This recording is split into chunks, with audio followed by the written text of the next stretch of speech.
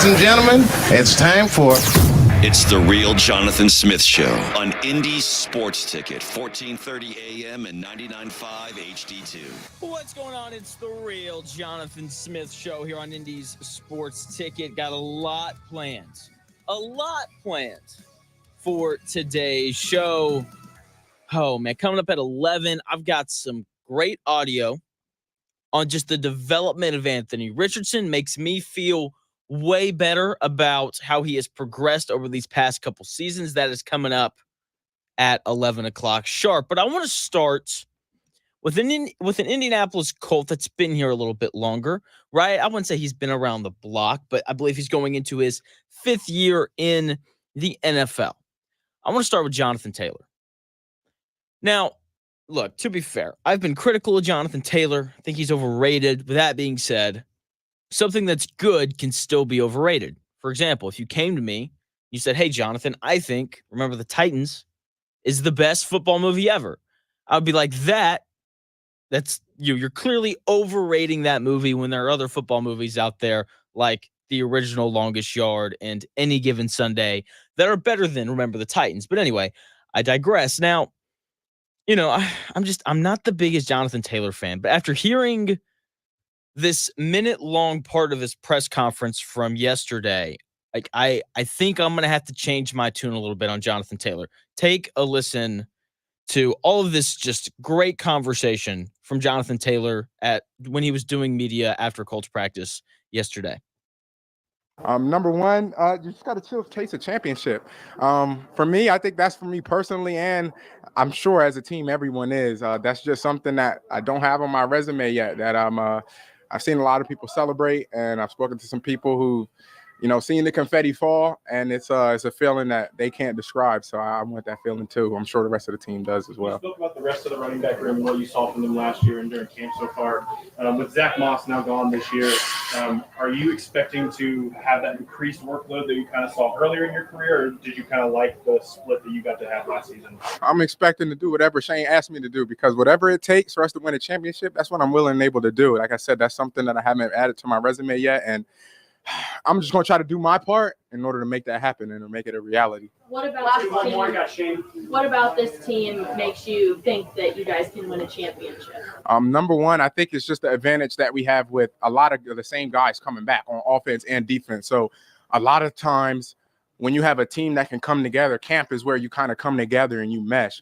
Well, when you have the same team that you had last year, you're really just building on the same bond that you guys built in the previous year. So I just think if we can use that to our advantage, I think something really special will happen this year. That was Colts running back Jonathan Taylor yesterday after practice, kind of answering questions, but not really answering questions. Look, this dude clearly wants to win. Sometimes you hear people talk about succeeding or, winning a Super Bowl or whatever it is. And it's clearly just lip service. Like, it's clearly just them saying, what needs to be said. They sound dry. They sound bored. That was not Jonathan Taylor in that clip. He is engaged. You can hear there's a little oomph behind his voice. Okay, but the moment where it's like, all right, like this guy he's serious. That moment is when he completely sidesteps a question about carries. They're asking him about, what do you're going to get more carries this year with Zach Moss? And he was like, I don't know. I don't really care. I just want to win. Okay, like that further emphasizes to me that this guy legitimately wants to win. Now, we heard a clip probably 3 weeks back of DeForest Buckner, right? He's asked a similar question. What are you chasing this year? And he was like, I want to win a Super Bowl. It's the only thing I haven't done. That's what he sounded like. And then you compare that to Jonathan Taylor speaking right there, and there's some legitimate enthusiasm behind his voice. Like, this is a real goal. And I think that Jonathan Taylor thinks that it's an achievable goal. I disagree, to put it simply.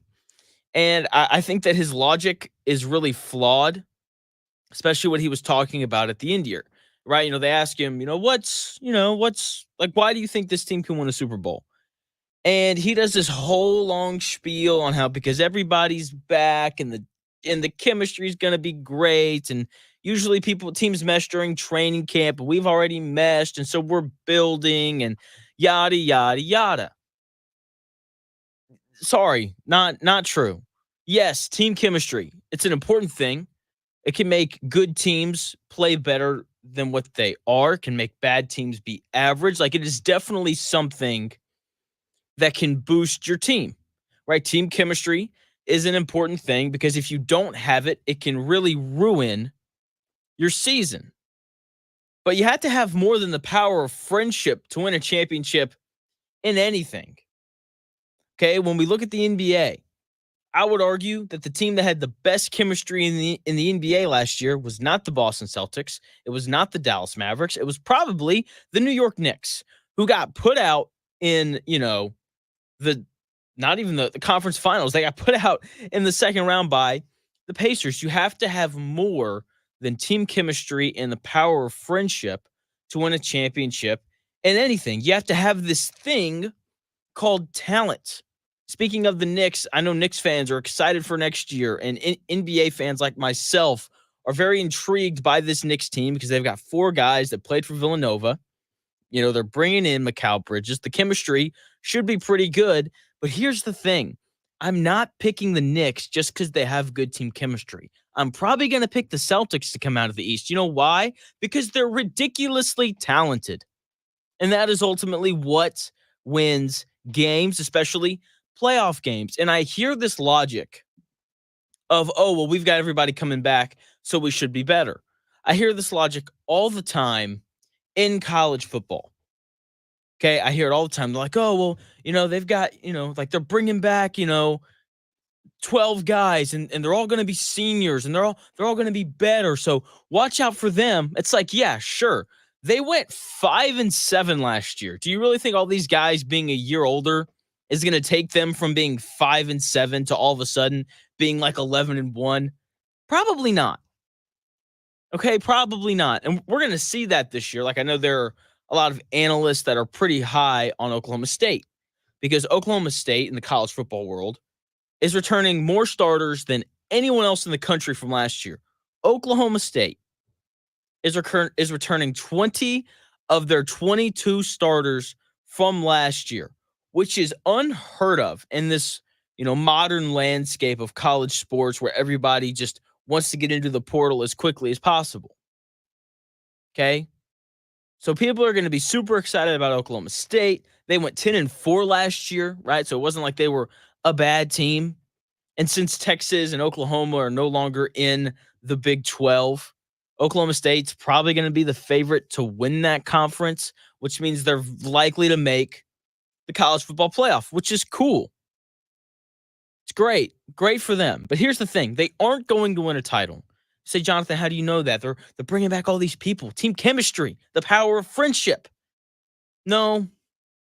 When it comes to college football and really any sport in general, the team that has the most talent and the best coaching usually wins. Is team chemistry important? Sure. But that's something that's developed over the course of the season, right? And when I look at this Colts team, sure, they're bringing everybody back. Congratulations. You went 9-8 last year. You're bringing all these dudes back. They're a year older, which means, sure, some of the young guys might be a little bit better, but some of the older guys might be a little bit worse. So congratulations. You're bringing everybody back from a team that went 9-8 last year. That tells me, since everybody's back, you're probably going to go somewhere around 9-8 once again. Just because you bring everybody back and just because your team chemistry is great doesn't mean you're automatically going to win more games.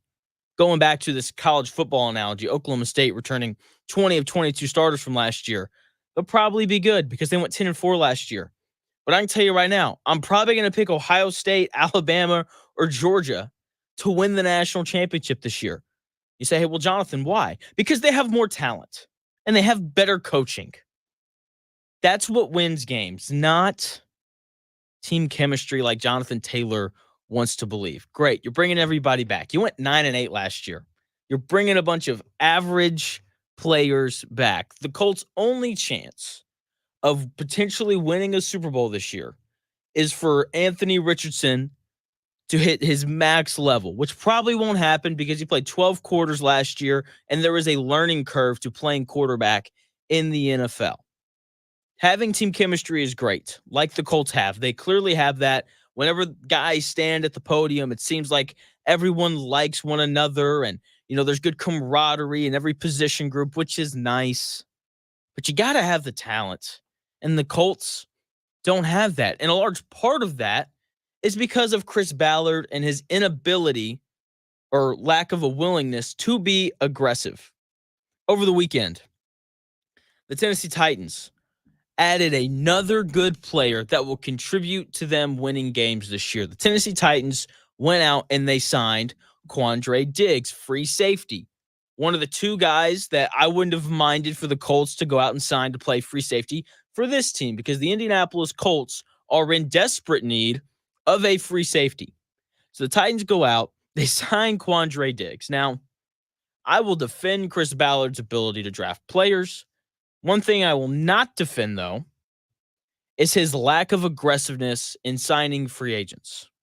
Aggressive wins in sports, and I prefer proven commodities over unproven commodities. Okay, the more aggressive teams are in going out and adding good players usually results in more wins. The 49ers are hyper aggressive in going out and adding players. And look at them, man. They just win the NFC like every year.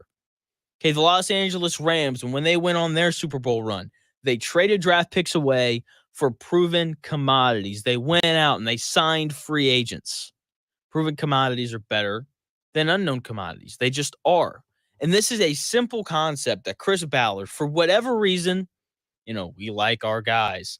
For whatever reason, he can't seem to grasp this idea that you can go out and add free agents. Now, while Chris Ballard has sat on his hands, the overly aggressive, hyper-aggressive Tennessee Titans front office this offseason has added 7 players that are going to play this year.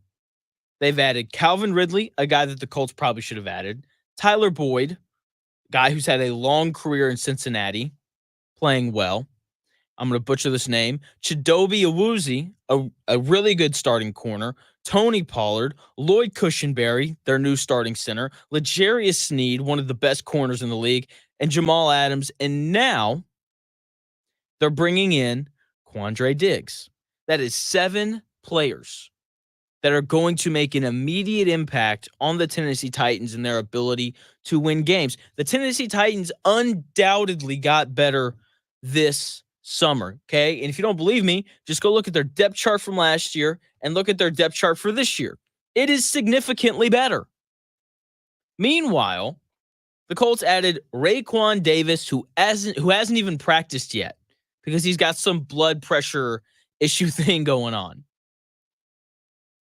Adding free agents is a good thing, and it is something that for whatever reason Chris Ballard just can't seem to get a hold on. While I can sit back and I can look at this Tennessee Titans roster and see where they've improved because they've just gotten better players, I can't do that with the Colts. With the Colts, I have to sit back and I have to look for training camp things or actually go out to training camp and watch these guys and be like, did this guy get better? Because that is really the question that we have for the Indianapolis Colts this year, right? They didn't add free agents. They added Adonai Mitchell and Laiatu Latu. Those are really the only 2 rookies that I think are going to really contribute to whether or not the Colts win games this year. Everyone else, we have to sit back and we have to watch and be like, did Anthony Richardson get better in the offseason? Is Quentin Nelson still the same guy? He's a little bit older. Did Bernard Raymond improve in the offseason? You just work your way down the list, and you have to figure it out because that's the only way that the Colts got better is if they had guys in the locker room that were willing to go out and put in the work to get better. And not every guy's wired that way. So, good luck, Colts. I'm sitting back and I'm watching the Titans add all this talent. I'm sitting back and I'm watching the Texans, add Stephon Diggs. Meanwhile, the Colts are like, yeah, we got Raekwon Davis and a few rookies. We should be fine. Something tells me that we aren't going to be fine. So I've got more stuff coming up from the Colts training camp. a lot of positive thoughts from Shane Steichen on Anthony Richardson and the improvements that he's made. That's coming up at 11. Coming up here, though, in about 4 or 5 minutes, Michigan. The Michigan Wolverine football team, you're defending national champions. That punishment, it's coming down the pipe, baby. And it's going to be rough. I'm going to get into that when we come back here in about 4 minutes.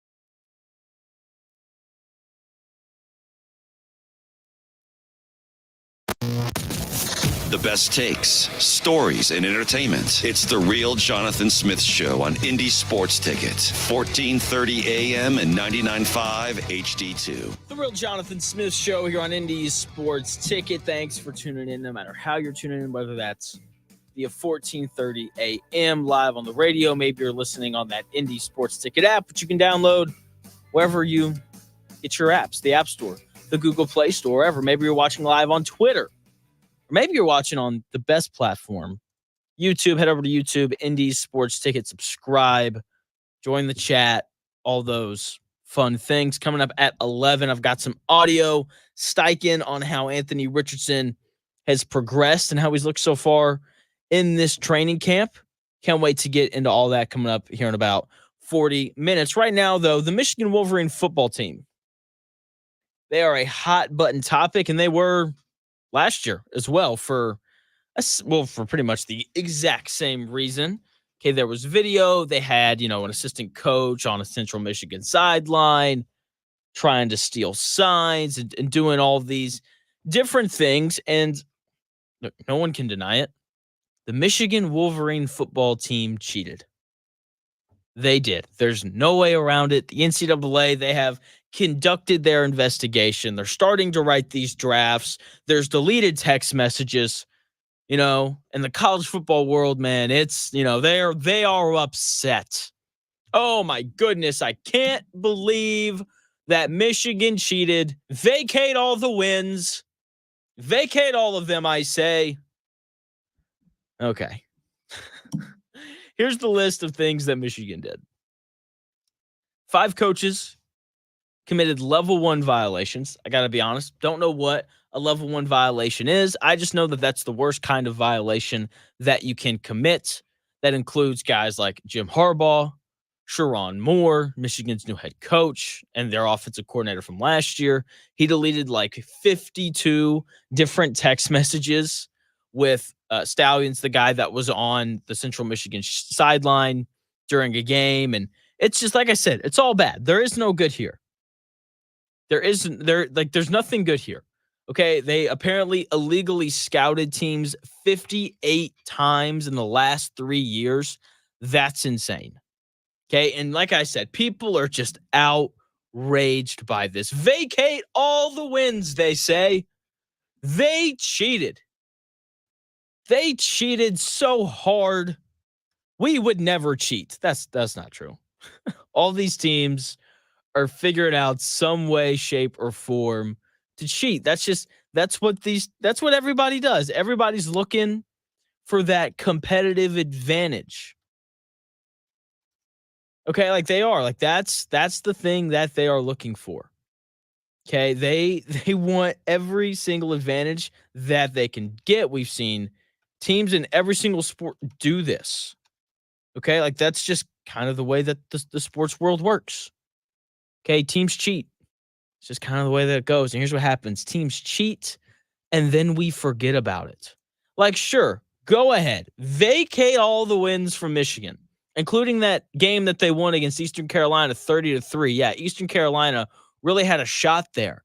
How about we vacate that win over UNLV, where they won 35-7? How about we vacate that win over 16th ranked Iowa, where they won 26-0? Yeah, really felt like Iowa had a chance there. How about we vacate that win against Michigan State, in which they won 49-0? Seriously, sure, Michigan cheated. But here's the thing. No one is going to remember. No one's going to remember that Michigan cheated. The only people that will remember that Michigan cheated are Michigan fans and Ohio State fans. Everyone else is going to forget at some point. You know why? Because it wasn't like Michigan was squeaking out victories against everybody. Did they have some close wins? Of course. They beat Alabama in overtime in the college football playoff. They beat Ohio State by like 7. Okay, they beat Penn State by, 9, even though that game wasn't really close. Penn State didn't score until late. Michigan threw the ball 8 times that game. Like, they just physically dominated Penn State, like how they physically dominated just about everyone that they played.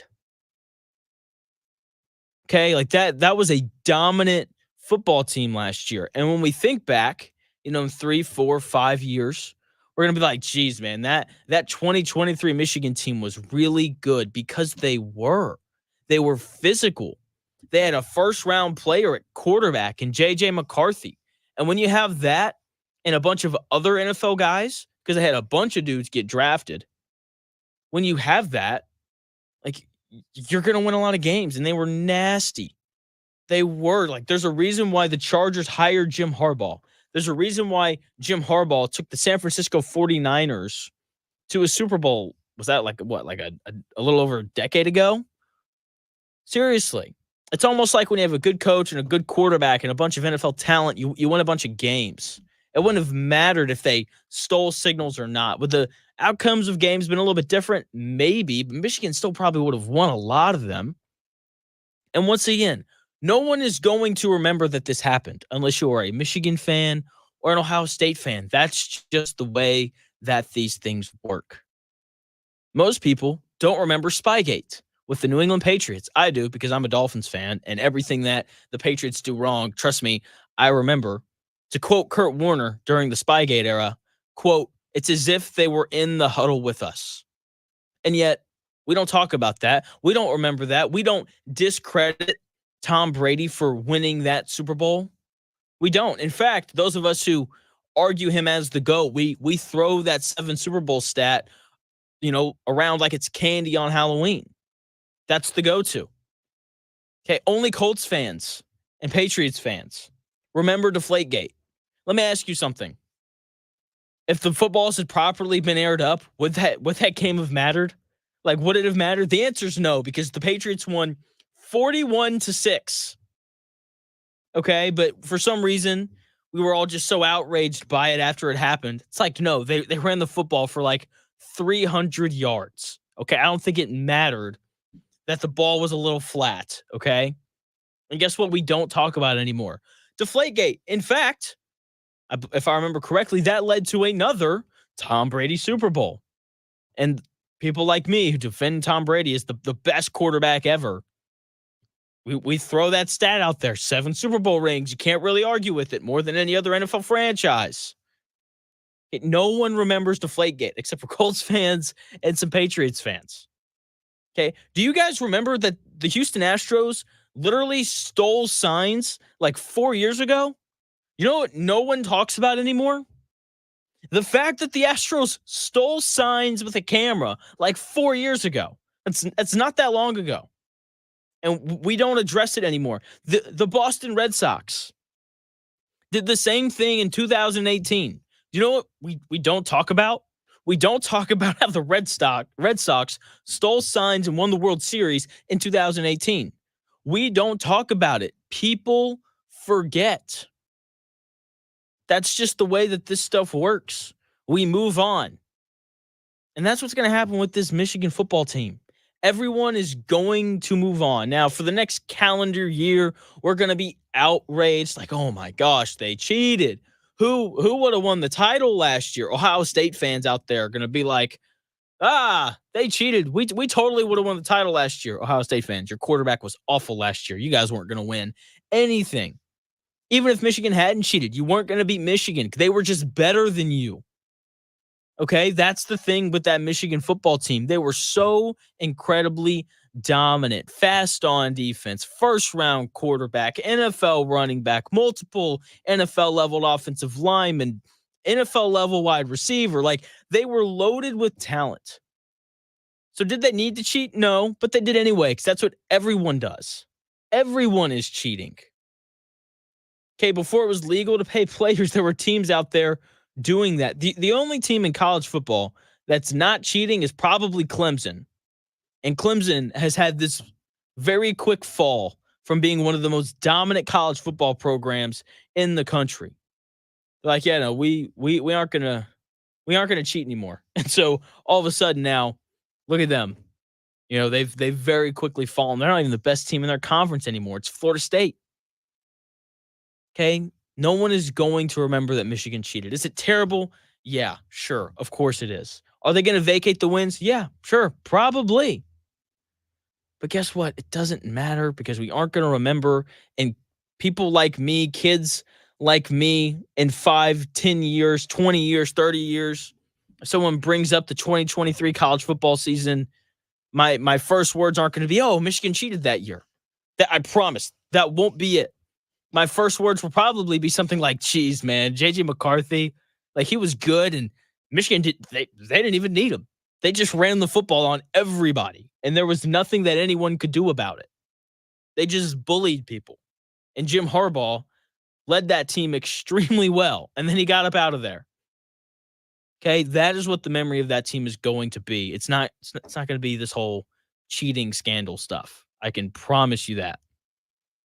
Okay, now, because we remember physical dominance. We do.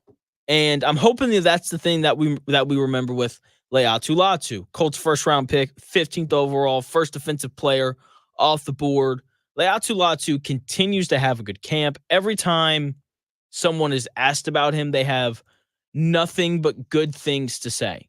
They really don't. Here is Anthony Richardson talking about Leatu Latu. He keeps you honest, you know. You can't just pull the ball expecting to get outside as easily as it should be. But, you know, he's a great player, great young player, and, you know, he keeps me honest when I'm on his zone read. So he lets me know I got to be a lot smarter when he's out there. Anthony Richardson right there talking about Leatu Latu makes him think and do all of those important things, man. Leatu Latu just continues to have a good camp. Okay, he's making things hard on Anthony Richardson, which is, you know, like obviously like that's great for Latu. I'm glad to hear that he's having a good camp. Okay, but I'm more excited about this whole aspect of it for Anthony Richardson. Yeah, like having a guy in camp that makes you think, whether it's on his own read, right? Maybe it's him having to be a little more wary of pressure, all those things. Like having teammates that push you physically, like that's great. Okay, like you need to have guys that hold you accountable in the weight room and all those things. But having teammates that make you think is way more impactful, especially the higher up in level that you go. Like let's just be honest here. Physically, all of these Indianapolis Colts guys are incredible. Okay, they are. Like physically, Adonai Mitchell is awesome. Anthony Richardson physically is awesome. The 53rd guy on the Colts roster is incredible physically. Like physically, all of these NFL players can play. Okay, but the teams that win games, especially in the playoffs, and the teams that separate themselves, they just think the game better.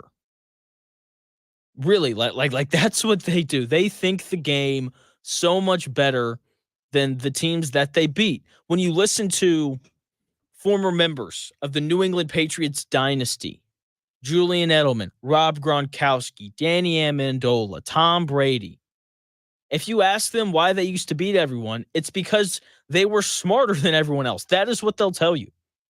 They were better at situational football than everyone else. Okay, and when you're playing games in the playoffs and you're winning games by a field goal and the difference is really only 2 or 3 plays that are usually situational football, then you win those games. Like when you hear those players talk, they point to that mental edge and just the feeling of being smarter as to why they won so many close playoff games. Right, and so when I hear that Leatu Latu's pass rushing ability is making Anthony Richardson think, even if it's just on zone reads, like that's great. That's what I want to hear, right? Because it's in situations like that that'll help Anthony Richardson get more smarter.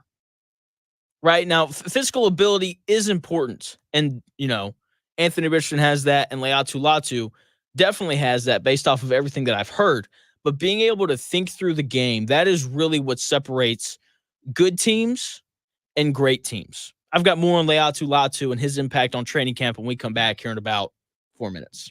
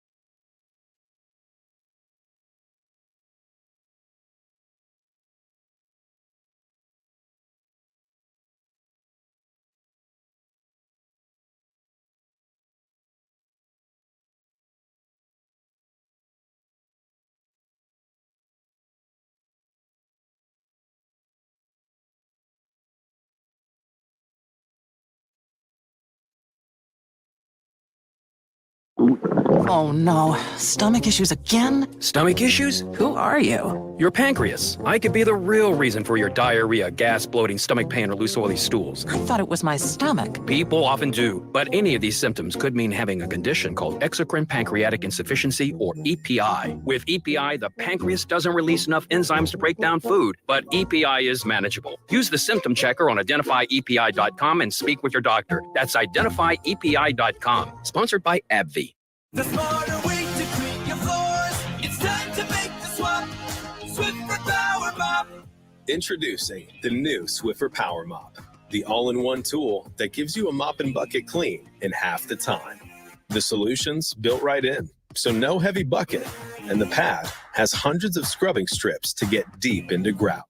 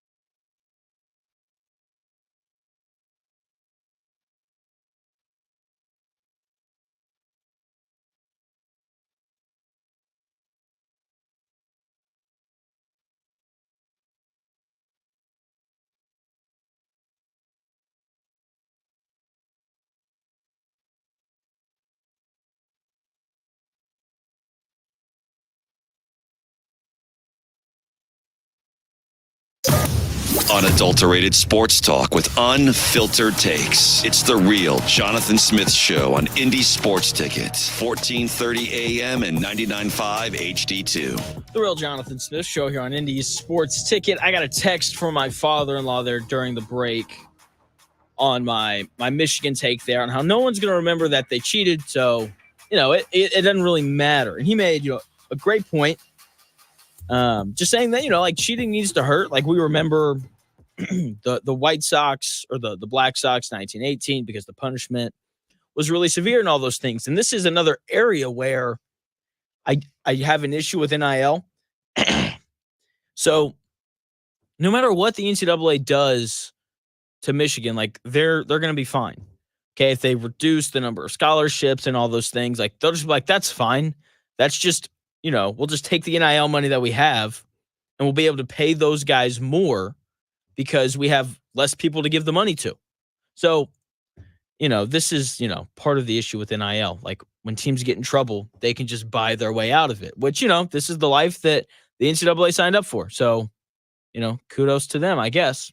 So I want to move into or continue on my stuff with Anthony Richardson and Laiatu Latu, because Laiatu Latu just continues to have a good camp. I played some audio last segment on how Laiatu Latu has made the zone read stuff tough on Anthony Richardson, but he's just made life in general pretty tough on Anthony Richardson, which is good. Like we need players on this team that make things hard on Anthony Richardson, because when we get to the regular season and you're playing against, the Texans and whoever else the Colts have on their schedule, like it's not going to be easy. Here is Anthony Richardson discussing more about Laiatu Latu.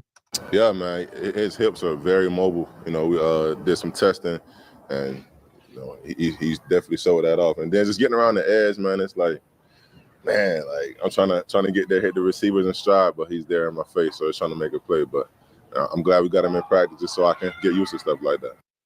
Yeah, man. More stuff there from Anthony Richardson, just praising how good of a player Leatu Latu is. Okay, because like it's everyone is noticing this.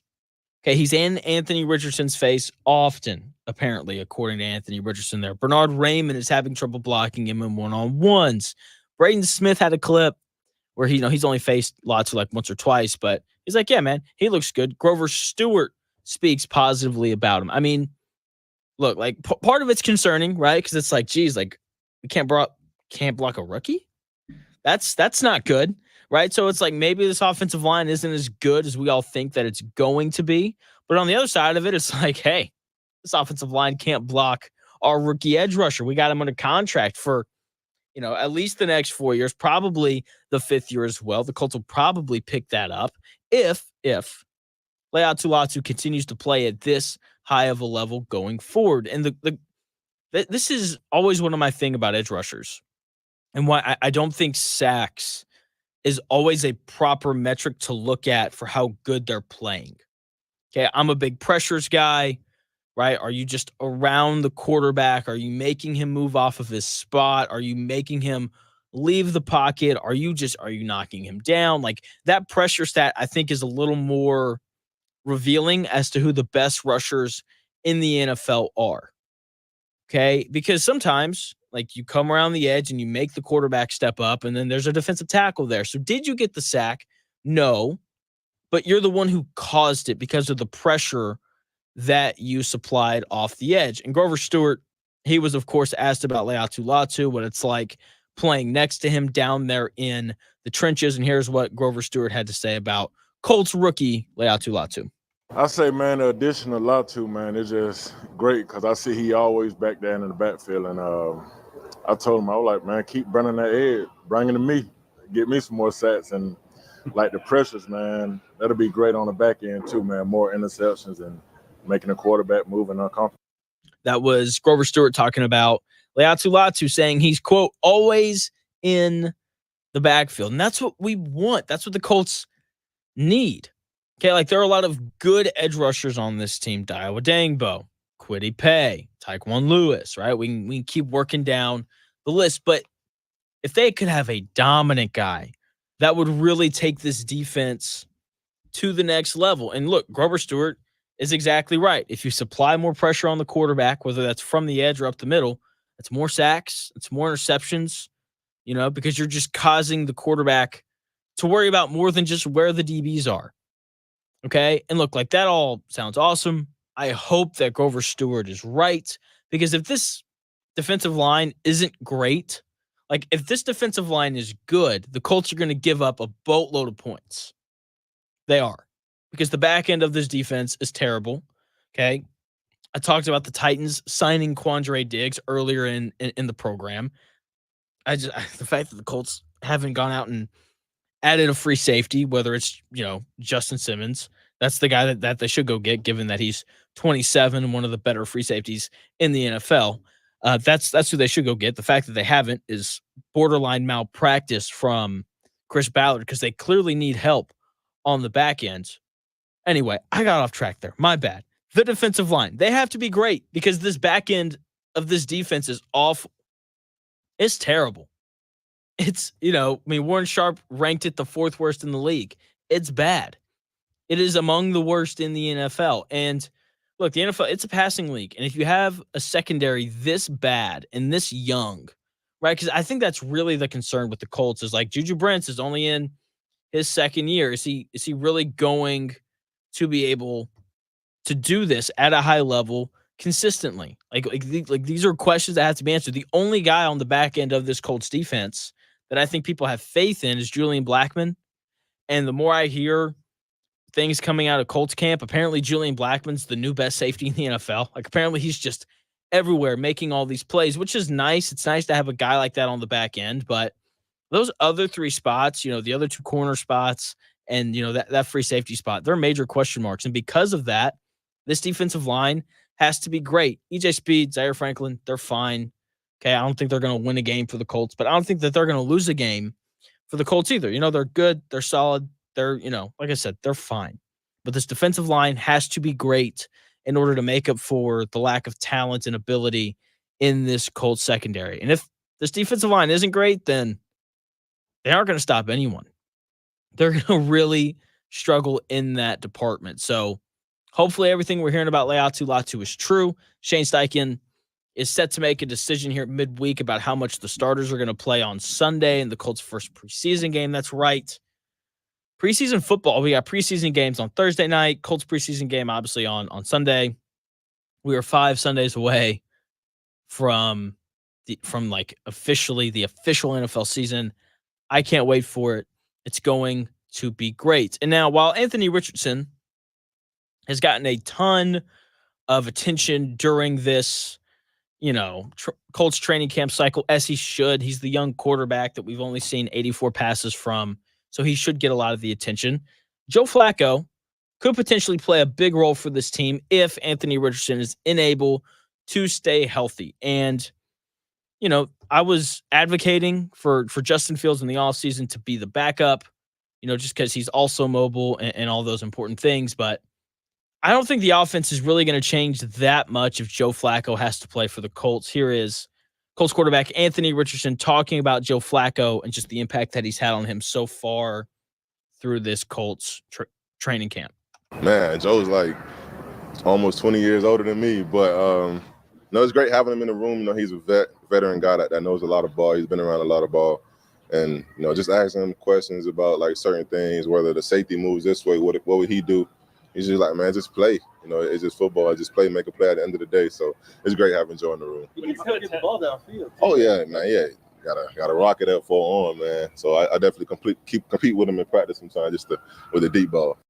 That was Anthony Richardson there talking about Joe Flacco and just how he's, helped him and how he's able to ask him questions because Joe Flacco's, nearly 20 years older than Anthony Richardson. And, and then at the end there, he talks about the arm strength. And, I've heard people say that if Anthony Richardson goes down, then the Colts are really going to have to change their offense, and that's not good and all that kind of stuff. The Colts offense, it won't change that much. It won't. Sure, Anthony Richardson is way more athletic than Joe Flacco. He is. I don't, a 4-year-old could probably point that out. Okay, so Joe Flacco, he might not be mobile like Anthony Richardson, but the offense won't change that much. The only thing that'll change is that Shane Steichen won't run the quarterback anymore. Okay, like when we look at this Colts team from last year with Gardner Minshew, he's nowhere near as athletic as Anthony Richardson either. And that offense was fine. 11th in scoring, 13th in DVOA. Very much outperformed, I think, what the expectations that we had for them when, Anthony Richardson went down. We were like, oh, geez, now we got to go to a backup quarterback. And I think a large part of why this offense won't change if Anthony Richardson goes down is because of this huge arm that Joe Flacco possesses, as was highlighted there at the end by Anthony Richardson, saying that he has to compete with Joe Flacco when it comes to throwing the ball deep, which is kind of wild because Joe Flacco is pushing 40 years old. And usually when you get older, the arm strength kind of tends to diminish a bit. So if Joe Flacco has to play, 11, 12, 13 games this year, which I really hope isn't the case. If that's the case, then no playoffs this year, once again, for the Colts. So, but, I know that there are probably some fans out there worried about, what are they going to do with the offense if Joe Flacco has to play? It's not going to change that much. Okay. Like they're going to be totally fine. What's crazy, I didn't think that this would be how I felt. I thought that coming into just this Colts season and when it came to things I was worried about, I thought the thing that I would be worried about the most is Anthony Richardson. I thought that would be my biggest concern. Can he stay healthy? How much did he learn last year? Can he read a defense? Because this dude, he hasn't played a ton of quarterback because of the injuries that he's had throughout his career. He played one full season of Florida, didn't play in the bowl game because he didn't want to get hurt, which makes sense. And that's really it. He got hurt consistently in high school. We know he got hurt last year. And I thought that my biggest concern was going to be Anthony Richardson. How does he look? How does he perform? And that is surprisingly not at all my biggest concern. My biggest concern for this Colts team is this defense, specifically the back end. And, it's bad. It's terrible. And then, the notification hits my phone on Sunday that Quandre Diggs has been signed by the Titans. And I'm just sitting there and I'm like, why can't Chris Ballard figure this out? Like the most important thing, I'm going to call it the most important thing. An important aspect of life, just in general, in work, whatever, is learning from your mistakes. It is. Like I hope that if Anthony Richardson randomly retires, at whatever point, I hope it doesn't take Chris Ballard, 4 years to find the next, potential franchise quarterback. Okay, because that's, that was a mistake that he made. That's part of why the Colts have just peddled in mediocrity for these last several seasons. I hope that that's not a mistake that he makes again. And continuing on this idea, I'm waiting for Chris Ballard to learn from this mistake of not being aggressive in signing free agents. Okay, I get it. Like, if you have a guy in your building that's just as good as a guy outside your building, go with the guy that's already in there, right? Because he knows the coaches and he knows the system and he knows you personally and all those things. But if you have a lack of talent at a position and you look outside the building and there's Justin Simmons just sitting there waiting for literally anybody to come along and sign him, or even Quandre Diggs, who the Titans just signed, like that's a move that you have to make. It is. And I think Chris Ballard's willingness to not go out and not sign free agents speaks to how comfortable he is. Like, I know that we want to think that if the Colts don't make the playoffs this year, Chris Ballard might get fired. I don't think that's going to happen. I don't think there's a chance that it happens. Just based off of how passive Chris Ballard has been in this offseason, I would be absolutely shocked. I would be shocked if he was fired at the end of the year, right? Because when general managers get, when they feel like their job is in jeopardy, just look at New York. Look at the Jets right now. That GM and Robert Saleh, they both know that if they don't win this year, they're both gone. And what are they doing?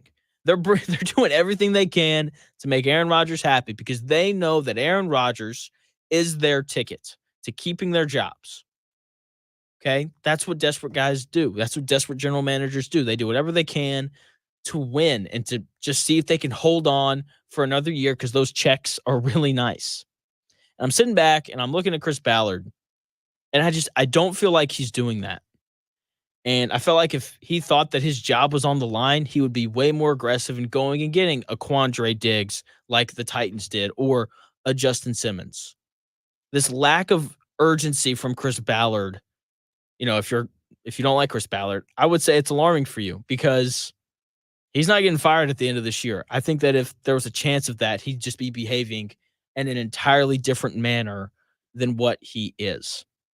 So Colts still need major help on the back end of that defense. Anthony Richardson is coming along. He's improved a lot from last year. I've got audio from Shane Steichen hitting on that coming up in this next segment. But topic of the day, once again, Chris Ballard making mistakes, especially in free agency. This whole idea of we have to re-sign our own is wrong. Really no other way to put it. It's simply wrong. So I don't know. Chris Ballard, man, be aggressive. That's all I want. Okay. Take big swings. If you miss, then that's fine. Because as a general manager of anything, when you're betting on other people's performance, you're going to be wrong sometimes, and that's fine. That's just the way that sports work. But you have to at least take the big swings. And drafting a quarterback 4th overall and then not properly arming the defense is not the best way to go about things. So I've got audio from Shane Steichen talking about the improvements that we've seen from Anthony Richardson coming up here in about 5 minutes. You don't want to miss that. That's coming your way. Like I said, here in about 5 minutes.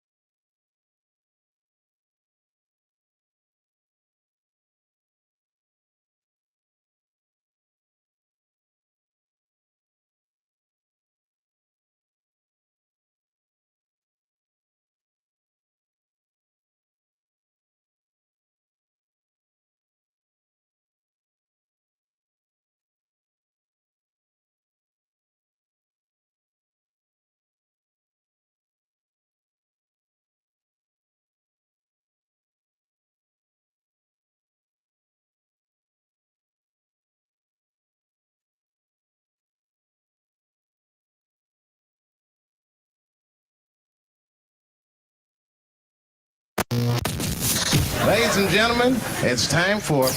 It's the Real Jonathan Smith Show on Indy Sports Ticket, 1430 AM and 99.5 HD2. What's going on? The Real Jonathan Smith Show here on Indy Sports Ticket. Hour number 2 getting underway. Great first hour. Who cares that Michigan cheated? Not me, because we're not going to remember. That was probably the highlight of the first hour. Jonathan Taylor wants to win a title. That was fun. Probably going to play that audio again here at some point, but I have to pay off the tease. It's 11 o'clock. Shane Steichen has thoughts on how Anthony Richardson has looked so far in this offseason. And, you know, when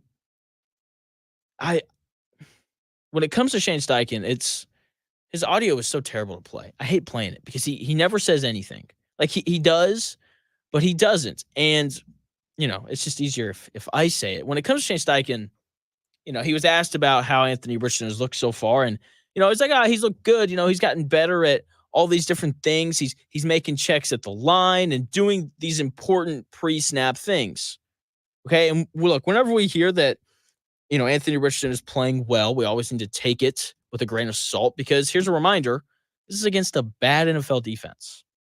Okay. Like this defense from the Colts is not very good, especially that secondary. I've harped on that a lot this offseason, right? With the exception of Julian Blackmon, who's apparently the new best safety in the NFL. But as Shane Steichen was talking over, you know, the weekend going back to Friday, he made a very large emphasis on how Anthony Richardson is doing well pre-snap. And that is highly important. The ability to make checks at the line and to slide protection and to identify the mic and identify coverage beforehand and hot route receivers to actually run through open spots. Like, that is important. Okay, like the mental aspect of every professional sport is the more important thing, because as gifted as Anthony Richardson is, you aren't winning games based on your athletic ability only. It's not going to happen. The NFL is the most athletic league in the world. Okay, the best athletes in the world play in the NFL. They do. And as gifted as Anthony Richardson is, he's not winning games solely on his ability to throw the ball really far and run really fast and be big. It's not happening. You have to be able to think through the game, especially at the quarterback position. One of my favorite stories ever. Okay, so, you know, the Manning cast for Monday Night Football is fine. I don't know anyone who watches it, but I mean, you know, ESPN keeps running it, so some people must be. But I enjoy the clips after where guys tell stories, and they had Ray Lewis on last year, and Eli Manning was talking about the worst game of his career, where they're playing against, you know, that nasty, like early 2000s Ravens defense, where it's Ray Lewis and Ed Reed and Terrell Suggs and all these guys. And Eli Manning, you know, he's really young. I want to say he was a rookie, and he's at the line of scrimmage. They're playing this Ravens defense, and he points at Ray Lewis, and he goes, raise the mic. And Ray Lewis is like, I'm not the mic, he's the mic. And he points at the actual guy that was actually playing Mike linebacker. And Eli Manning's like, oh. And then he hears Ed Reed in the back go, can I be the mic? And so, like, the ability to operate and think through things and identify coverages and just something as simple as who the Mike linebacker is pre-snap is highly important.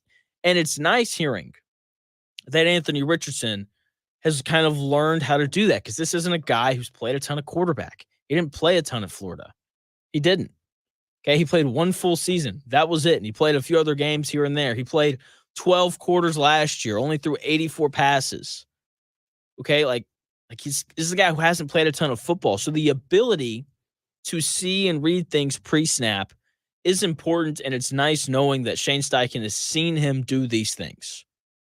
Okay, and I think a large part of that is because he sat out last year. You know, Shane Steichen also commented on that, of how he was able to meet with Anthony Richardson more last year and do some more in-depth meetings of pre-snap stuff. And so, like, that's important. And I think we all would have preferred to have seen Anthony Richardson play last year. But I think it might have been in his best interest that he actually missed a lot of time and was able to spend more time in the film room learning on just how NFL defenses operate, than for him to have just been thrown out into the fire.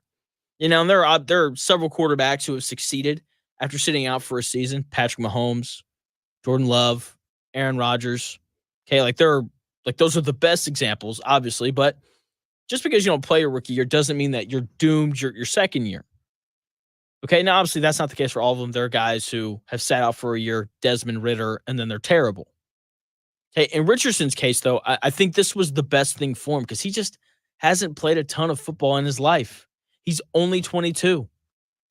Okay, like this dude's extremely young, trying to learn how to play quarterback in the best football league in the world. Okay, and it seems like he's learning things just based off of stuff that Shane Steichen has said in his press conference.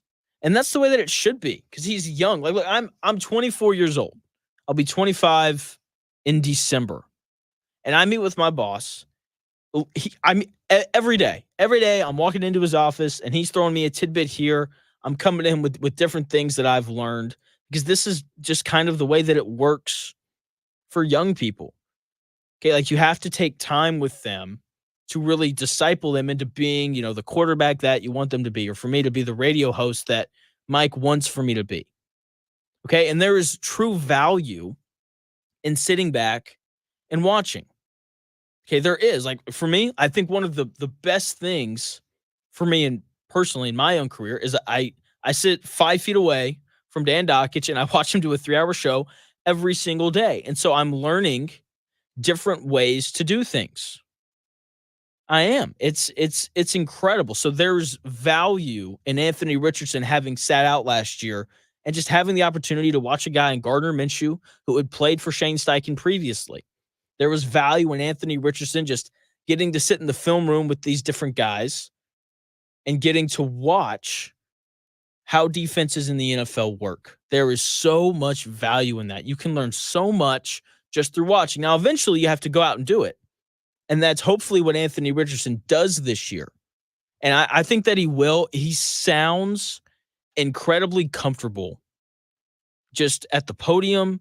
And, he was asked several questions, on Friday about, are you comfortable? What does all of that kind of look like? And he had some interesting answers that I think point to him being comfortable. Here's Anthony Richardson on his relationship with his wide receivers. Well, it's been great, especially with Josh. I just try to tell him, with the route, I know we got rules and steps to run it a certain way, but just get open. You're going to get open. I'm going to get you the ball. I tell that to all the receivers. I know the coaches want us to take a certain amount of steps to get a certain route open, but I just tell them, man, you get open, I'm going to try to find you the ball. So it's just a matter of just working that chemistry and just knowing each other. That was Anthony Richardson talking about his wide receivers, telling his wide receivers to deviate from the rules that his coaches have put in place. Uncomfortable people, uncomfortable players do not do that. They don't under any circumstance. Okay. Like for me, when I'm uncomfortable, okay, and I'm working for someone new or whatever, and they tell me, hey, Jonathan, like you need to do this thing this way. Even if I think it's wrong, I'm going to do it because I'm just not at a comfortable place yet to deviate from the rules. Comfortable people deviate from the rules. And just based off that clip right there, that sounds like something that Anthony Richardson is doing. He's like, hey, guys, I know you're supposed to, this route's supposed to take you 7 steps, but if you run it in 6, that's cool. Just get open. Okay. And I think that how comfortable he is further revealed when the Indianapolis media gave him a follow-up question of, would you have been willing to do this last year? I feel like I could have, but, it probably would have been easier just to, follow the rules of the coaches and just try to make it work. But now we add on a little bit of our own little twist to it because the defense, they know if a certain guy runs a certain amount of steps, they know another route's coming. So we're just trying to tweak that a little bit and just trying to find certain ways to get guys open. Did you catch that? That was Anthony Richardson there.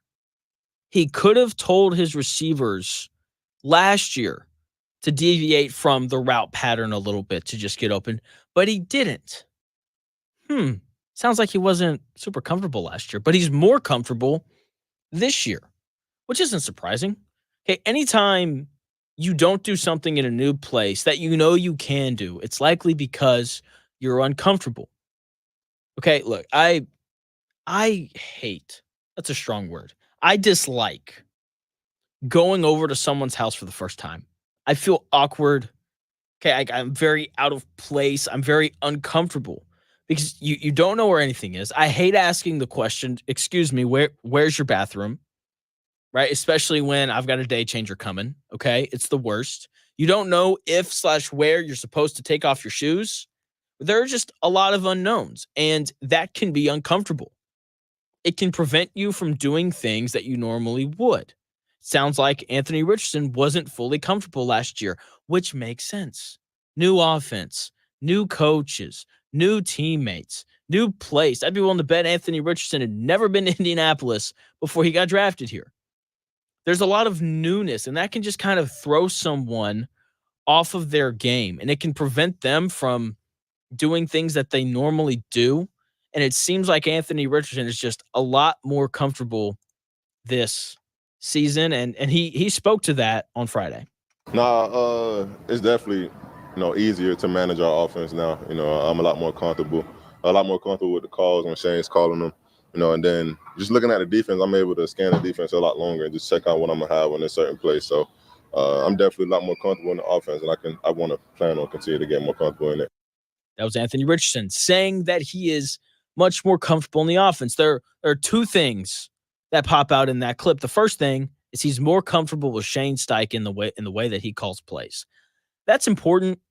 Okay, like you have to be on the same page as your boss or as your you have to be on the same page as your boss or your head coach or whoever. Because if you aren't, then that's like a really awkward thing. It is. Just we're gonna run the ball here. It's 3rd and 7. Why aren't we throwing it? That your coach has some reasoning behind it, but it's nice to know. It's easier to work together. It's easier to generate positive plays when the quarterback and the head coach are on the same page. Okay, it is. I think that's looking at Green Bay and Aaron Rodgers. I think part of why they were never able to get past the NFC Championship game with Matt LaFleur is because he and Aaron Rodgers were never on the same page. Okay, they always did what Rodgers wanted. They didn't take too much input from Matt LaFleur. And now that he's got a guy in Jordan Love who's actually bought into his system, they're going to be much better because of it. They're going to be able to be on the same page. It's a really important aspect. The second thing there in that clip that really pops out from Anthony Richardson is, oh man, he said that he feels like he has more time to throw the football. And that's the best thing. That's the best thing. I'm so glad that he said that because this offensive line has to be good this year. It does. Okay. And if you feel like you have more time to throw, part of that is a comfortability thing, right? Of like, I know this offensive line. I trust these guys. I know that they're going to give me time. I think part of it as well is whenever you go up in a level of competition, like you just expect for everyone to be better.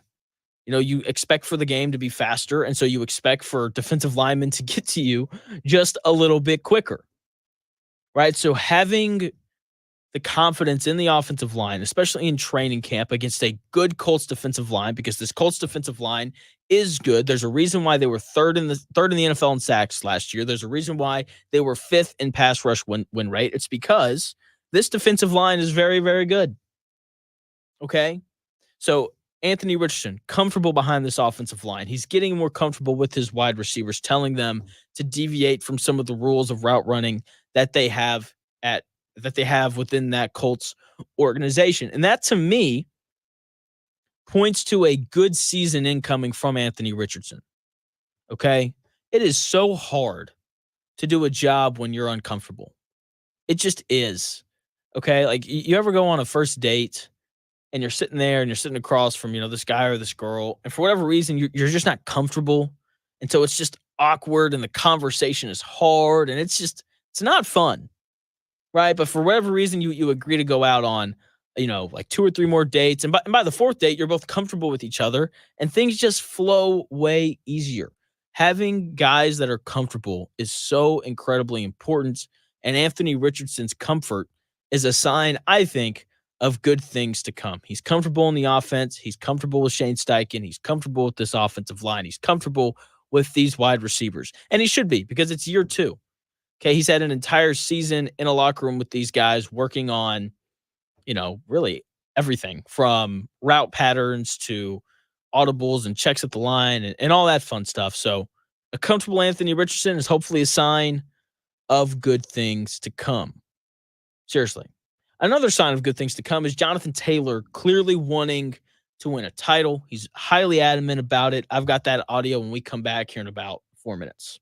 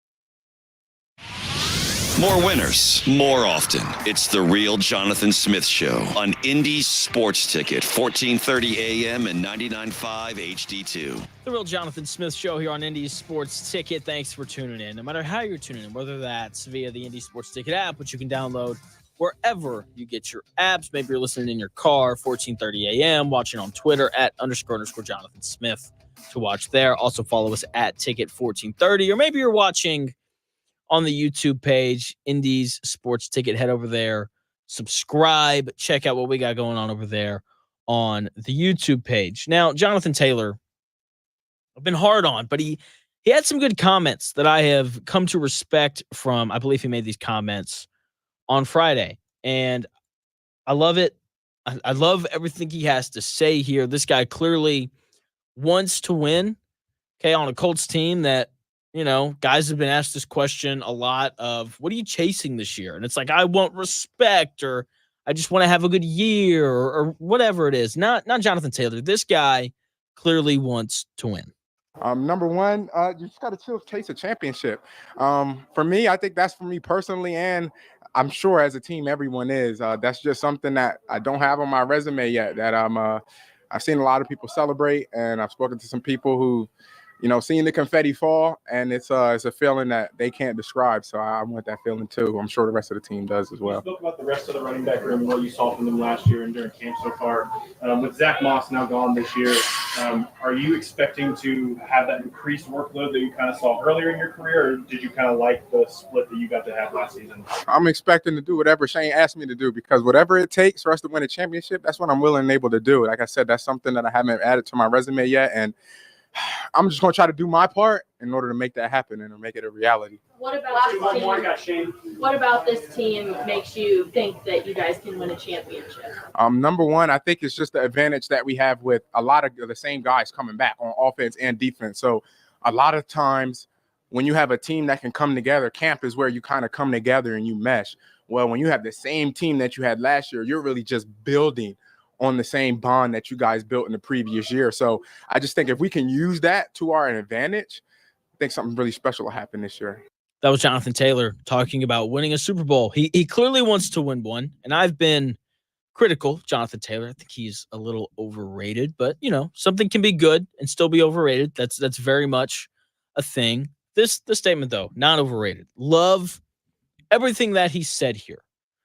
Okay, sometimes you hear people talk, and they're just clearly saying what needs to be said. It's lip service. It's like, yeah, you know, we want to win the Super Bowl this year. And all, you know, DeForest Buckner, he had a statement like that. He sounded incredibly bored when he gave it. But here, Jonathan Taylor, adamant. You can feel it in his voice. He is engaged in this, and he wants to win at a high level for this Colts team this season, which is great. And I think that him sidestepping a question about backup running backs and how many carries he's going to get to further emphasize it shows me that he legitimately wants to win. Okay. Once again, I think he's a tad bit overrated, but that's okay. You can be good and still be a little overrated. But I have an issue with the last thing that he said there. I think his logic is slightly flawed. His idea that because everyone is back means that this team can win a Super Bowl is just wrong. It's wrong. Team chemistry, it's important. Okay, it is, but you have to have more than the power of friendship to win a championship in anything. Okay, just look at the NBA this last year. I would argue that the New York Knicks had the best team chemistry of any other team in the NBA, and they didn't even make it to the conference finals. They didn't. You know who, look, the Celtics and the Mavs threw their team together just before the All-Star break, or just before the trade deadline. They're learning as they went along, and they look at that. They're in the NBA finals. Like, is team chemistry important? Yes. But it's not everything. Bad team chemistry can really ruin a team, but I don't think great team chemistry makes teams play much better. It doesn't. Like, you have to have more than just team chemistry in order to win. Like, when it comes to, the NBA, I'll keep riding with this analogy. Like, this next season, I think a lot of people are excited about the Knicks because they've got 4 guys from Villanova that are all good friends, and the team chemistry is going to be high and all that kind of stuff. I tell you right now, I'm not picking the Knicks to come out of the East. I'm picking the Boston Celtics because they're the most talented team in the East. Yes, team chemistry is important, but you got to be talented. And this Colts team went 9-8 last year, and you're bringing back all the dudes that helped you go 9-8. Something tells me you're not going to be much better.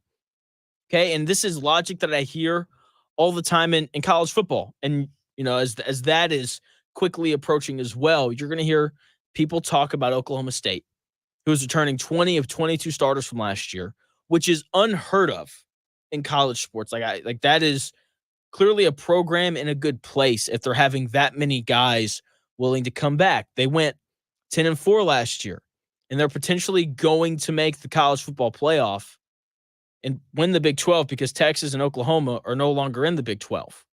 But here's the thing. Oklahoma State's not going to win the title because they're bringing back a whole bunch of dudes.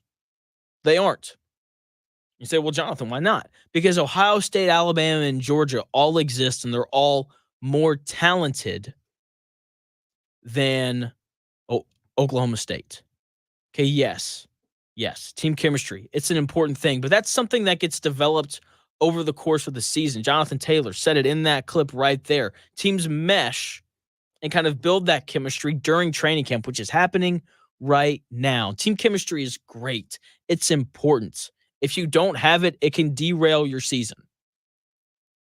But at some point, you have to have the talent to win. And when I look at this Indianapolis Colts roster, especially the back end of that defense, they just don't have the talent to beat the Bills or the Chiefs. They just don't have it. They don't have it to beat the Bengals. They just have a lack of talent. And you have to have talented players at some point if you want to win a Super Bowl. And Chris Ballard has plenty of opportunities to go out and add talented players. And for some reason, he won't do it.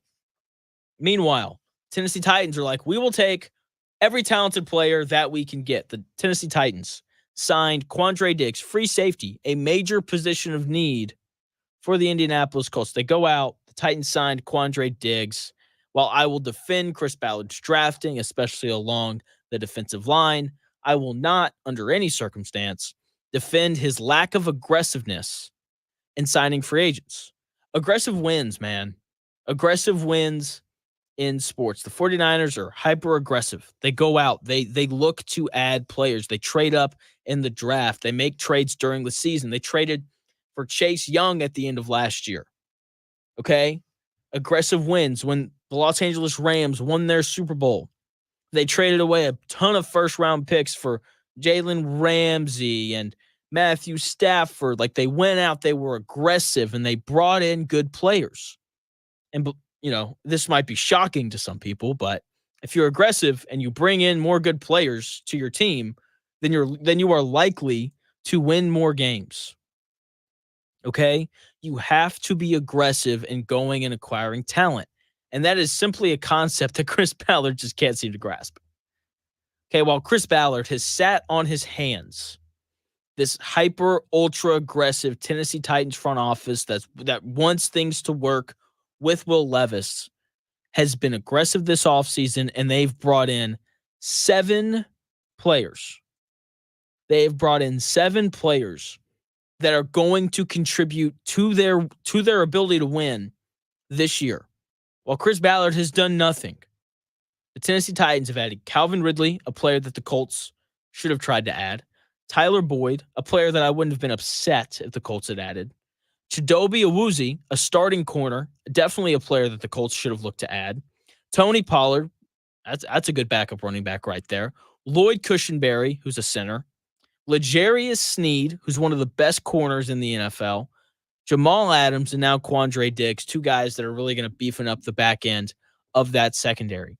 All of these players that the Titans have added this offseason have made them better. That is 7 players that the Titans have added that are going to help them win games. Meanwhile, I look over at this Indianapolis Colts offseason, and they drafted, a couple rookies that are going to help, and Adonai Mitchell and Laiatu Latu, and they added Raekwon Davis, who hasn't even practiced yet. You got to do something at some point, Chris Ballard. You can't just sit on your hands, right? I get it. You want to sign your own, and I understand that to a certain degree.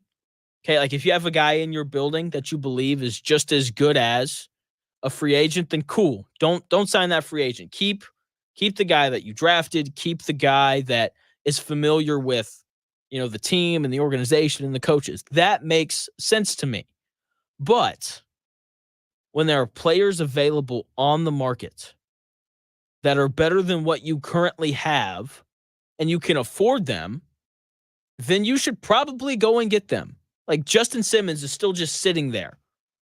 He's still sitting there. Like we're all just kind of waiting for someone to sign Justin Simmons. It should be the Colts because they desperately need a free safety. He's better than, Nick Cross or, Harrison, a linebacker that they're trying to get to play free safety. Okay, like he's clearly better, and the Colts have the means. They have the cap space. Okay, they brag about it all the time, about how much cap space they have. Like they have the means to go out and add a good player. Like at some point, like you would think that Chris Ballard would figure it out like, hey, if I bring in more players that are good, then we're probably going to be better. But for whatever reason, he just can't seem to figure it out. Okay, like there has to be an effort in bringing in things that are better. Like you and I, we do this in our everyday lives. We do. We sit back, and we look around our houses, our house or our apartment. If you're me, hey, happy renter over here. And we're like, geez, this blender that I have, yeah, it's like a decade old. Okay, I gotta like blow on the outlet for it to work. I should probably buy a new one because this blender's terrible. Like, why would I keep using this awful blender when I have the money in my budget to go get a new really nice Ninja or whatever it is? And then we go out and we buy that thing because it's an upgrade and it makes our life better and it makes our life easier. Like that's what free agents are. It's an opportunity to make your football team better and to make your coaches' lives easier. Like if I was Gus Bradley, I would be super upset. I'd be going to Chris Ballard like, really? You're going to make me take a linebacker and make him play free safety because you are unwilling to go out and, just get Justin Simmons when we have the money for him. Okay, and it's not like the Colts are waiting on anyone else. Like the money's just sitting there, just waiting to be used. Like go get Justin Simmons. Go make an upgrade. It's an important thing that they need to do. Okay, because we're going to sit back and we're going to look at this Colts team, week 2, week 3, and we're just going to be like, geez, this secondary is terrible. It's awful. And we're going to look over the Titans and be like, geez, they went and got Quandre Diggs. That's working out pretty well for them. So, come on, Ballard, get off your hands. Go ahead, pass Justin Simmons that check, and let's shore up the back end of this Colts defense because that's something that needs to happen. Something else that needs to happen. If you live on the north side, I was up there this weekend. There's a new coffee shop. It's called Yafa's Golden Coffee. So good. Had the best Biscoff cheesecake I've ever had. To be fair, it's the only time I've ever had Biscoff cheesecake, but it's awesome. I had a coffee bun. So good. If you're up in Noblesville, Yafa's Golden Coffee House. It just opened. It's like Yemen. It's so good. It's Yemeni. I think that's how you say it. It's incredible. Okay. If you want to upgrade your life, stop by there. That place is so incredibly good. So come on now, Colts. Let's go. Let's make our lives better. Let's go get Justin Simmons. Let's make this easier on everyone else. Something else that makes life a wee bit easier is cheating. And the Michigan Wolverines know all about that. Punishment for that is coming out here soon. I'm going to talk about Michigan and how they cheated last year when we come back here in about 4 minutes.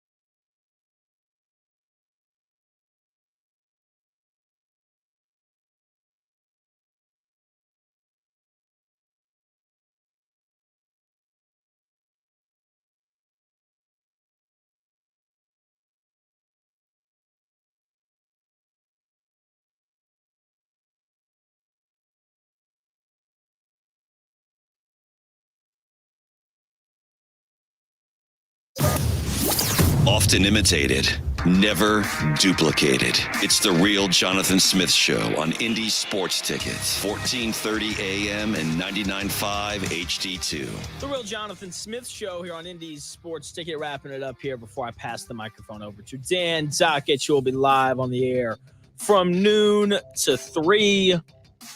So tune into the Dan Dockett Show. Download that Indy Sports Ticket app so you can listen anywhere, anytime, and all that good fun stuff. So one of the bigger stories to break over the weekend, the Michigan Wolverines. Discussions are taking place. We're learning more and more about all of the different things that they did, to cheat with putting a dude on the sideline and stealing signs and all this stuff. Now, look, Michigan, they clearly cheated. Okay, it happened, right? Here's, just some of the things that have come out that they did. 5 coaches committed level 1 violations. I got to be honest, don't know what a level 1 violation is, but that's the worst kind of violation that you can apparently, have. So 5 coaches committed level 1 violations, including head coach Jim Harbaugh. Sherrone Moore, Michigan's new head coach and was the offensive coordinator last year. He deleted 52 text messages with Stalions, the guy that was on the Central Michigan sideline disguised as a coach. Yeah, deleted 52 texts with him the day that the report came out that Stalions was on the Central Michigan sideline. They confirmed that report, and apparently Michigan illegally scouted their opponents 58 times over the course of the last 3 years. Whew, that's hefty. That's heavy. That is a lot of things not going well for Michigan. And here's the thing. People are outraged. Oh my gosh. Michigan cheated. Vacate all of their wins. There is no place for cheating in sports. No one ever cheats. That doesn't happen. Your favorite football program probably isn't cheating. You know what the saying is. If you ain't cheating, you ain't trying. And that's true. Okay, the difference is Michigan got caught. They did. They got caught, and a bunch of other teams haven't. Okay, here's the thing. Good for Michigan. They were a great football team last year. They were the best team in the country. And most importantly, no one is going to remember that they cheated.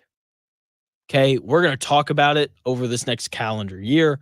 Every time you tune in to watch Alabama or Ohio State, play, or, Washington, right? We're going to be like, maybe if Michigan hadn't cheated, then maybe one of these other teams would have won the title.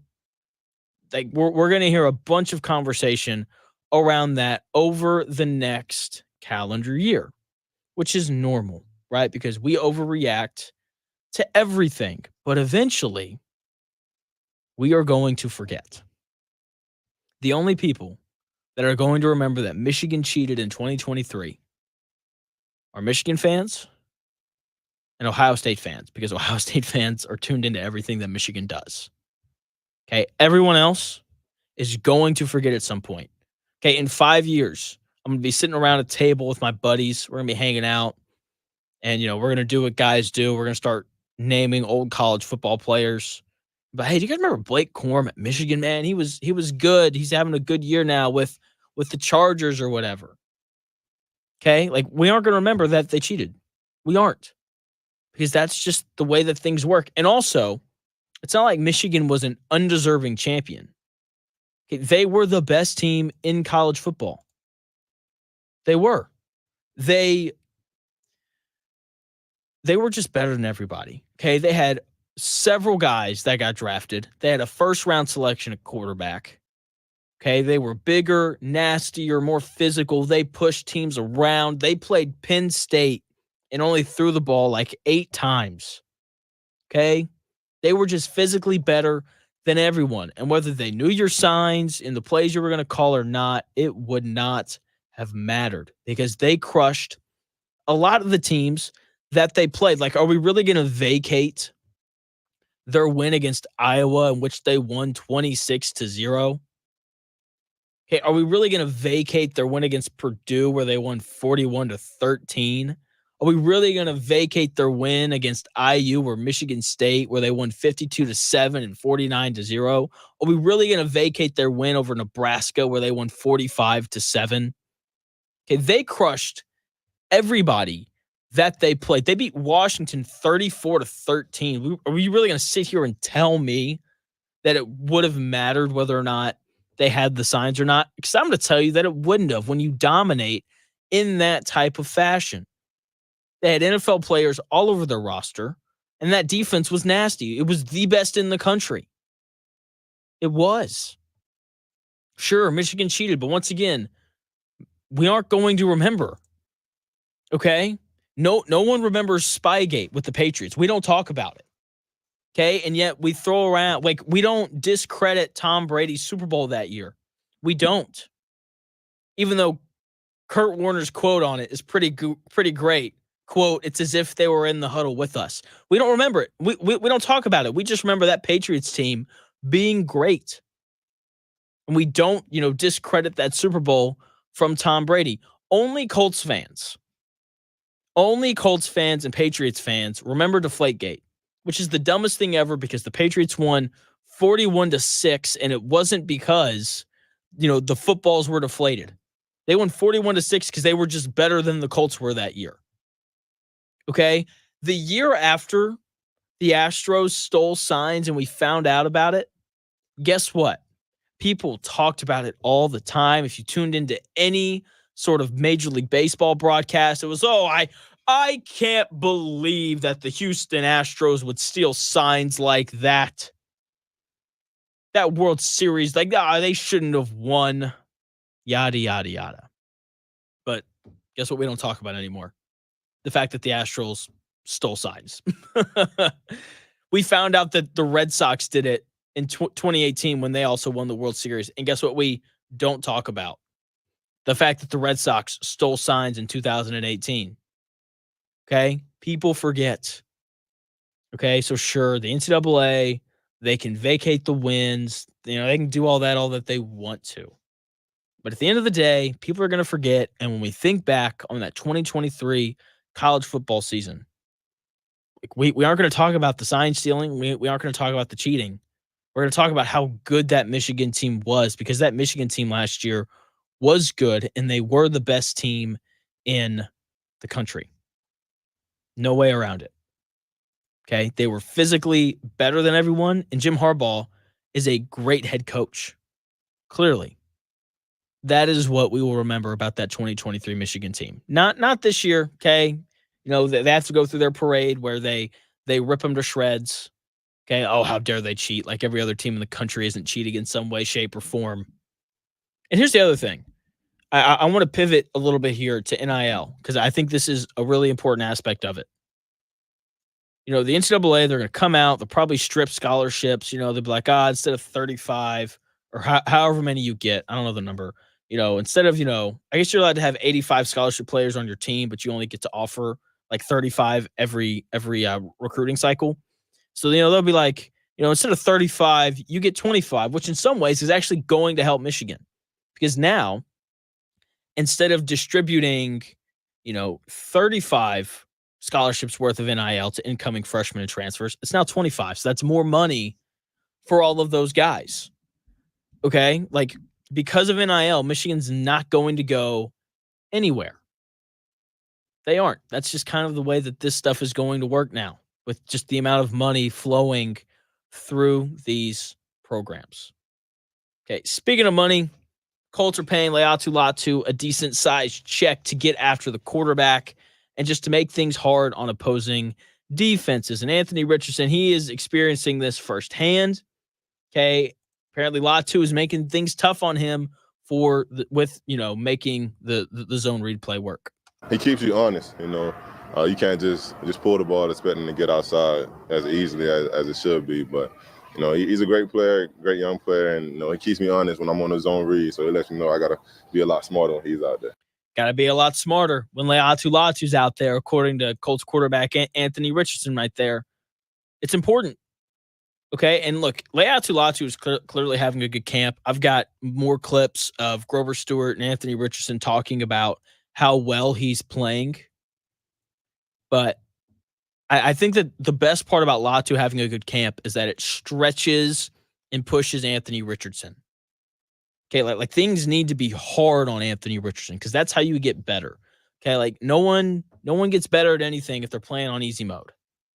Okay, like you have to be pushed, you have to be challenged in some way, shape, or form. And having teammates that can push you physically is great.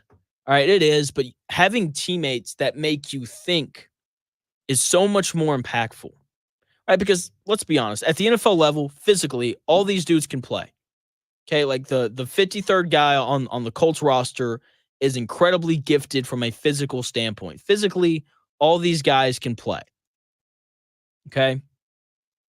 The teams that separate and the players that separate themselves from everyone else, though, they just think the game better. The New England used to beat everyone. Okay, it's one of the best dynasties in sports history with Tom Brady, Bill Belichick, and Julian Edelman, and Rob Gronkowski, and Wes Welker, and Danny Amendola, and all these guys. They beat everyone because they were just better at situational football than everyone else. They were smarter. Okay, they knew how to win. Like when you hear those players talk and you hear them do interviews and they talk about playing on those teams, that's the thing that they always point to. There's always a comment in there about how they were smarter than everyone else and how situationally they were better than everyone else. Okay, the mental aspect of the game is the most important. And it's nice knowing that Latu is making Anthony Richardson think during zone reads.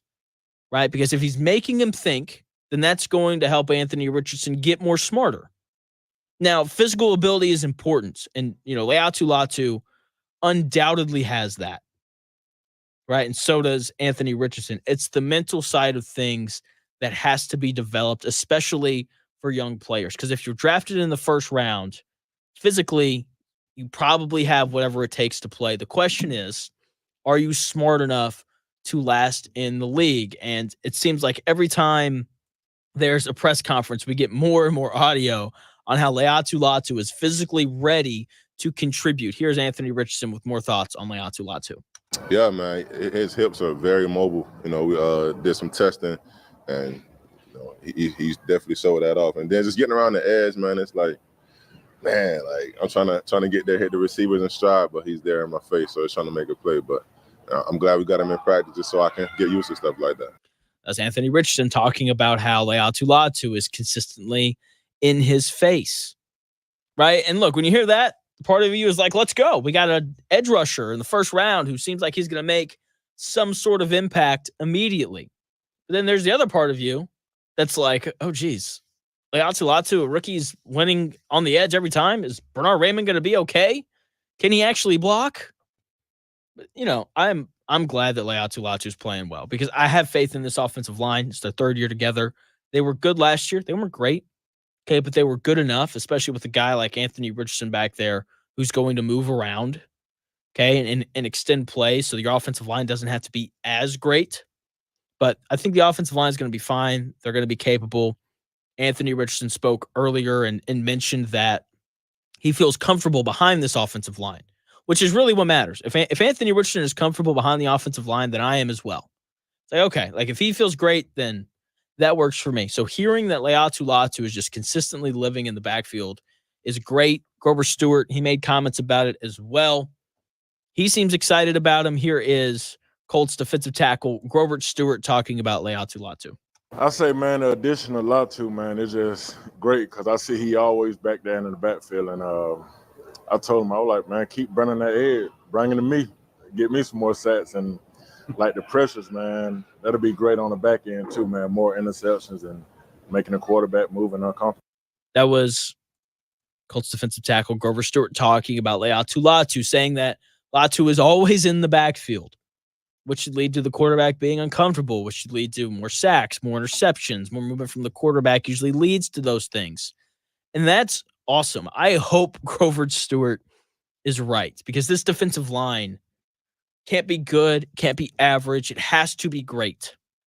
Because once again, the back end of this defense is awful. Justin Simmons, please come to Indianapolis. Chris Ballard, please go sign Justin Simmons. This defensive line, as of right now, though, given where this roster is with the lack of talent on the back end, has to be awesome. Because if this defensive line is bad or average or even just good, they're going to give up a ton of points. Okay, and if this Colts team does wind up giving up 1 million points, then, praise the Lord we have Shane Steichen, because he's going to figure out a way to put the ball in the end zone, and it's going to become even more imperative for Anthony Richardson to stay healthy. Okay, like as of today, with where we sit, with what we know about this defense and this offense, the way that the Colts are going to win games is going to be through the offensive side of the ball, winning games like 35-31. Okay, because this defense isn't going to be very good, and I think we're going to rush to blame Gus Bradley, but he won't be the person that we need to blame. We'll need to sit back and say, hey, Chris Ballard, why didn't you go and address this side of the ball? Okay, like why didn't you sign Justin Simmons? Why didn't you go out and, make a bigger offer for L'Jarius Sneed? Okay, like at some point in time, I know that Gus Bradley's probably not the most popular guy here in Indianapolis, but at some point we have to take a step back and look at the personnel. Okay, because outside of the defensive line, Gus Bradley doesn't have great personnel to play with. Okay, we know Juju Brents is going to be one of the starting corners, and he's in his second year. We don't know who the other starting corner is going to be. Maybe Jalen Jones. I don't know. We know that Julian Blackmon's having a good camp, but you're not going to win games and stop teams with one great safety and an average corner and an aging slot corner in Kenny Moore. Chris Ballard has failed this defense in not going out and adding talent. That's going to do it for the Real Jonathan Smith Show. Thanks for tuning in. I'll be back on the air tomorrow from 10 to noon. The Dan Dockett Show coming your way here in about 5 minutes. It's a Monday. Todd Leary, Kent Sterling, the Power Hour coming up at 2 o'clock. Tune in, download that Indy Sports Ticket app so you can listen. That's going to do it for the Real Jonathan Smith Show. Once again, I will talk to you tomorrow from 10 to noon.